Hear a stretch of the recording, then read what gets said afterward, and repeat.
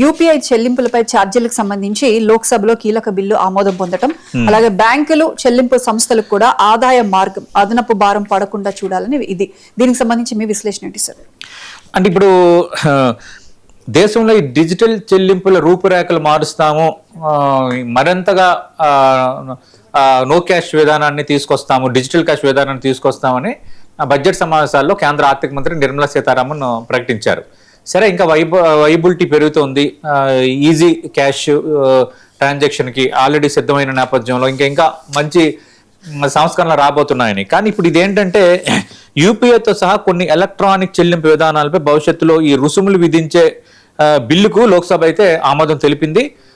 ఇప్పుడు పెద్ద చర్చ కూడా లేకుండానే ఆమోదించారు. అయితే ఈ ఛార్జీలు ఎప్పుడు అమల్లోకి వస్తాయి, ఎంత ఉంటాయి, ఎవరు చెల్లించాలన్న దానిపైన కేంద్ర ప్రభుత్వం తీసుకునే నిర్ణయం పైన ఆధారపడి ఉంది.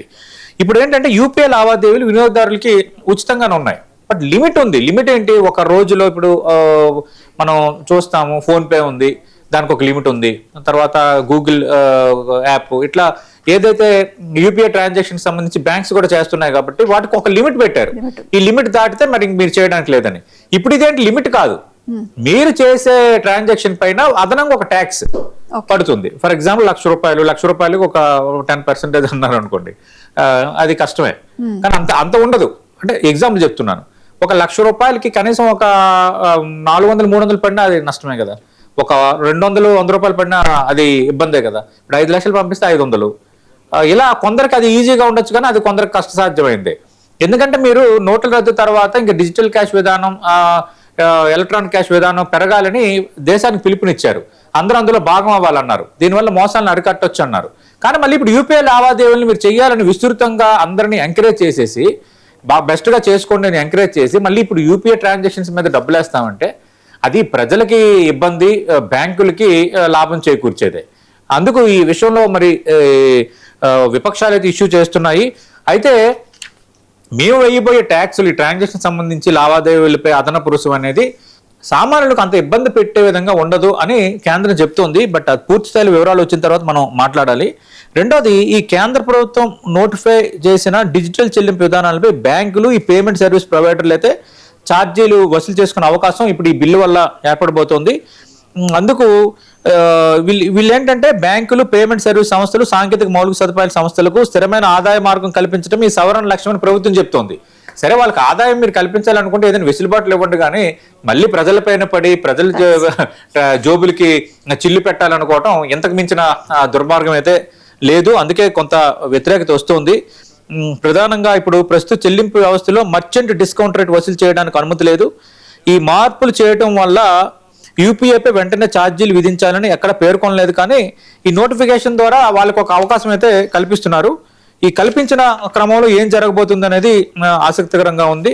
ప్రధానంగా నేను కోరుకునేది ఏంటంటే, సరే మీరు చేయండి, ఒక విధానంతో చేస్తున్నారు, ఆ విధానం కూడా తప్పే, కానీ సరే ఒక వైబిలిటీ కోసం చేస్తున్నారు. కానీ మనం అపీల్ చేయాల్సింది, విపక్షాలు అడగాల్సింది ఏంటంటే, సామాన్య వినియోగదారులు, చిన్న వ్యాపారుల పని అధిక భారం పడకుండా చూడడం వల్ల కొంత వాళ్ళకి వెసులుబాటు కల్పించిన వాళ్ళు అవుతారు. ఈ ఛార్జీలు అమల్లోకి వస్తే డిజిటల్ చెల్లింపుల వినియోగంపై ఎలాంటి ప్రభావం ఉంటుందన్న చర్చ కూడా మొదలైంది. ఎందుకు, ఎవరైనా, మీరైనా, నేనైనా, ఎవరైనా ఇప్పుడు చాలా ఈజీగా చక్కగా ఫోన్పేలో పే చేసేస్తున్నాం. దేనికైనా ఎనీ ట్రాన్సాక్షన్ స్కాన్ చేస్తున్నాం, పే చేస్తున్నాం. అలాగే మిగతా మన బ్యాంక్ యాప్స్ ఏవైతే ఉన్నాయో ఆ యాప్స్లో చాలా ఈజీగా మనం చేస్తున్నాం.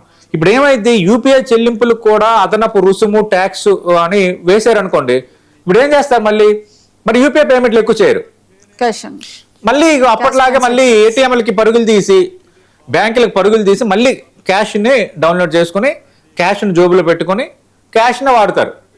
ఎందుకంటే కొందరు అనొచ్చు, ఏంటి మీరు ఒక ₹1000 ఒక ₹10 ట్యాక్స్ చెల్లించలేరంటే, ఆ ₹10 ట్యాక్స్ చెల్లించడం అనేది చాలా మందికి భారం.